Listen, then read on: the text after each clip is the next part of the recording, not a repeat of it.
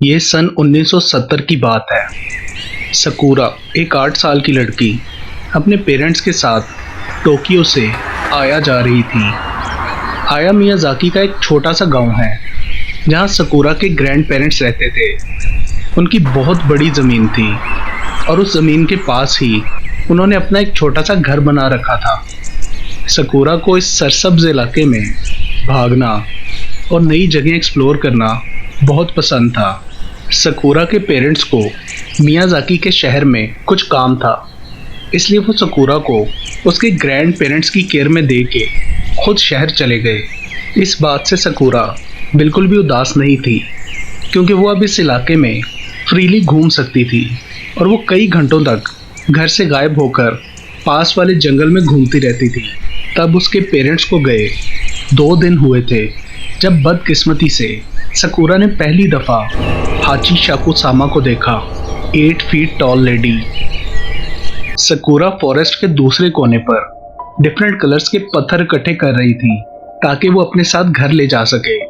तभी उसने वो डिस्टर्बिंग आवाज सुनी। वो बहुत ही आहिस्ता मगर भारी आवाज थी। सकुरा ने इन्वेस्टिगेट करने के लिए ऊपर की तरफ देखा और वो वहीं डर के मारे जम गई जब उसे एक बहुत ही बड़ी औरत दिखाई दी।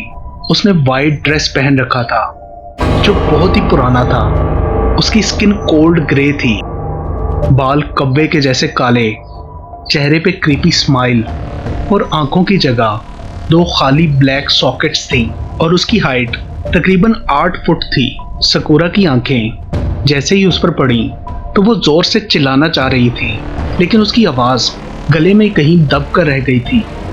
उसके लिए सांस लेना भी मुश्किल हो रहा था। वो औरत पीछे की तरफ मुड़ी और देखते ही देखते आंखों के सामने से गायब हो गई। सकुरा हिम्मत करके जंगल से घर की तरफ भागी और जो कुछ उसने देखा था अपनी दादी को बताया। जैसे ही उसकी दादी को पता चला कि उसने 8 फुट लंबी औरत को देखा है तो बहुत ही ज्यादा परेशान और सीरियस हो गई। उन्होंने सकुरा को कंधे से पकड़ा और कहा, मुझे ठीक ठीक बताओ कि तुमने जंगल में क्या देखा है, कहाँ मिली तुम्हें वो। जैसे ही सकुरा ने सारा कुछ एक्सप्लेन किया तो उसकी दादी की आंखों में आंसू आ गए और उन्होंने 1 मिनट भी जाया किए बगैर सब कुछ अपने हस्बैंड को बताया।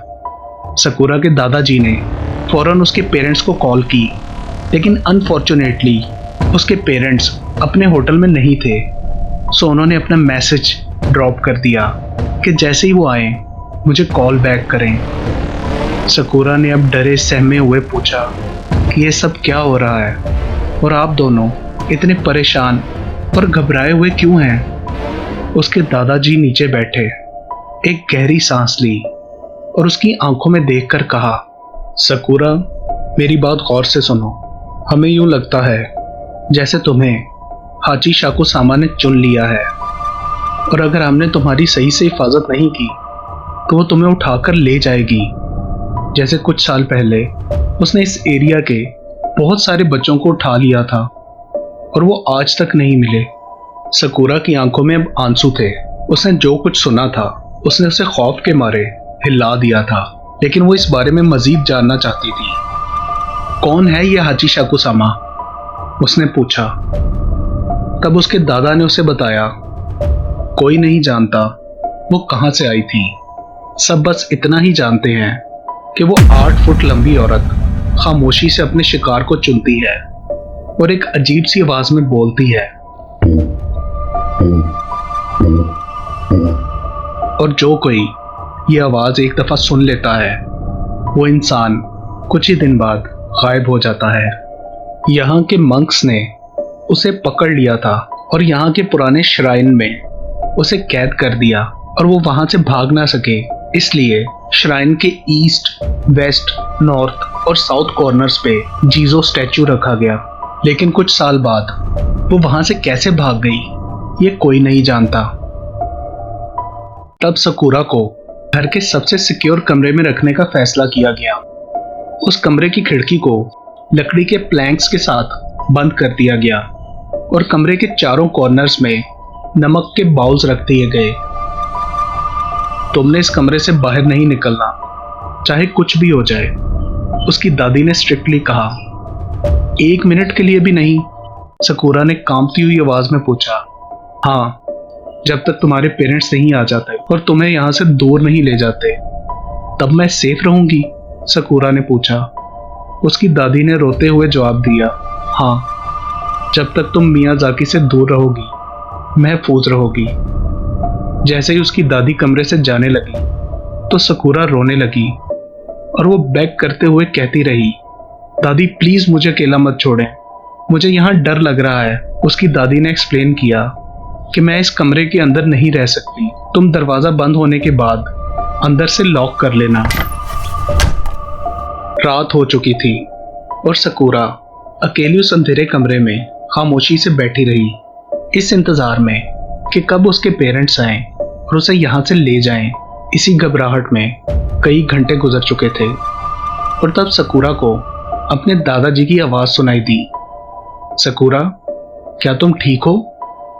अगर तुम्हें डर लग रहा है तो बाहर मेरे पास आ जाओ, तुम्हें वहां अकेले रहने की कोई जरूरत नहीं है, उन्होंने कहा।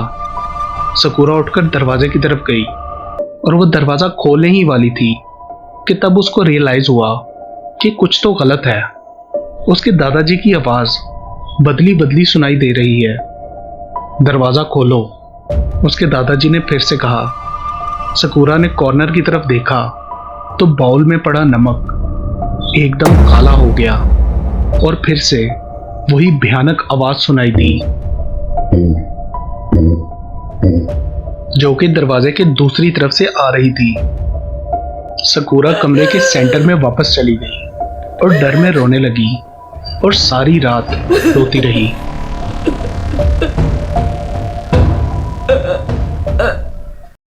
आखिर उस लंबी रात के बाद सुबह हुई और सकूरा के पेरेंट्स वापस आए। वो इमीडिएटली उसे गाड़ी में बिठाकर वहां से चले गए और सैडली दोबारा कभी मियाजाकी लौटकर वापस नहीं आए। टोक्यो वापस आके सकूरा अपने दादा दादी से फ़ोन या लेटर्स के ज़रिए कांटेक्ट में रहती थी, लेकिन वो बहुत दुखी थी कि वो अपने दादा दादी के पास नहीं जा सकती थी और वो ओल्ड एज की वजह से ट्रैवल कर कर यहाँ नहीं आ सकते थे। 2 साल बाद उसका ये दुख और ज़्यादा बढ़ गया जब उसे खबर मिली कि उसके दादाजी इस दुनिया से जा चुके हैं और वो बदकिस्मत लड़की उनके फ्यूनरल पे भी नहीं जा सकी। देन कुछ मंथ्स बाद सकूरा की दादी ने कॉल करके उसे एक और बुरी खबर सुनाई कि उन्हें कैंसर हो गया है। उसकी दादी ने कहा, क्या तुम मेरे पास आ सकती हो? मैं तुम्हें मरने से पहले एक आखिरी दफा देखना चाहती हूँ। सकूरा ने कहा, लेकिन ग्रैंडमा, क्या ये ठीक रहेगा? आप तो जानती हैं उस सब के बारे में। उसकी दादी ने कहा, कोई खतरे की बात नहीं है, उस बात को अब कई महीने गुजर चुके हैं।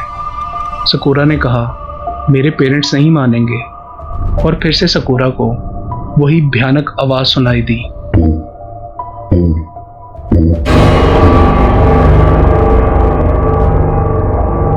उसके जहन में वही रात घूमने लगी जो उसने डर के मारे रोते हुए अकेले कमरे में गुजारी थी।